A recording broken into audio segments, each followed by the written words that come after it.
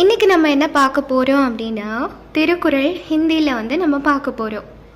இன்றைக்கி நம்ம குறள் 1 பார்க்க போகிறோம். ஏக்.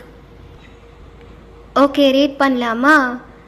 अक्षर सबके आदि में है, आगर का स्थान आके लोग का आदि तो रहा आदि भगवान.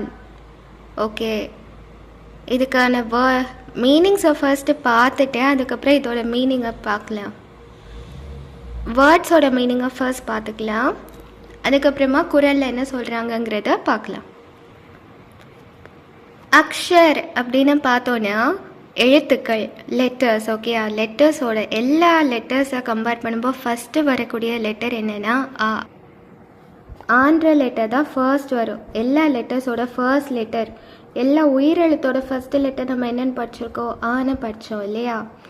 அப்போ ஆ ஃபஸ்ட்டு வர்றது மாதிரி நம்ம உலகத்தில் இருக்கக்கூடிய எல்லா விஷயங்களை தாண்டி நம்மளுக்கு ஃபர்ஸ்ட் வர்றது என்னென்னா நம்மளோட கடவுள் மட்டும்தான். ஓகேயா? இந்த வவல்ஸில் பாருங்கள், உயிரெழுத்தில் ஃபர்ஸ்ட்டு என்ன எழுத்து வந்திருக்கு? ஆ. இதே தான் திருக்குறள்லையும் சொல்லியிருக்காங்க. எப்படி எல்லா எழுத்துக்களோட ஃபஸ்ட்டு எழுத்தாக ஆன்ற லெட்டர் வருதோ அதே மாதிரி தான் நம்ம உலகத்தில் நடக்கக்கூடிய எல்லா விஷயங்கள்லையுமே நம்ம முதலாக நம்ம யார்கிட்டேருந்து நம்ம தொடங்கணும்னா கடவுள்கிட்டேருந்து தான் தொடங்கணும் அப்படின்னு சொல்லியிருக்காங்க. இங்கே எழுதியிருக்கேன் பாருங்கள். எல்லா எழுத்துக்களின் தொடக்கத்தில் ஆ என்ற எழுத்து இருப்பது போல் இந்த அகில உலகத்தின் தொடக்கமும் ஆதி பகவானே.